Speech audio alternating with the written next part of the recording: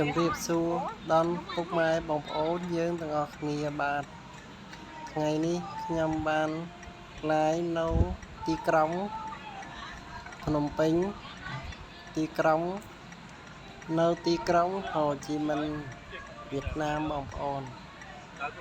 បងប្អូនខ្មែរកណ្ដាលមួយចំនួនដែលបានស្គាល់ទីនេះមួយចំនួនដែលមិនបានស្គាល់ទីនេះទេបាទខ្ញុំបង្ហាញដល់បងប្អូនឃើញនៅកន្លែងទេសចរបានដើរលេងនៅទីក្រុងហូជីមិញគេយួនហៅថាវៀតណាមបាទនេះជាទេសភាពទៅពេលយប់កន្លែងដែលបានចតឡានខ្ញុំនៅពេលកបងបានធ្វើនៅទីក្រុងជូនបងប្អូនបានហូជីមិញបាទនៅកន្លែងនេះឡានខ្ញុំកំចតនេះគេដើរមិនអោយជូនភ្ញៀវមកលេងបងប្អូនបាទនៅទីក្រុងសូមជម្រាបសួរ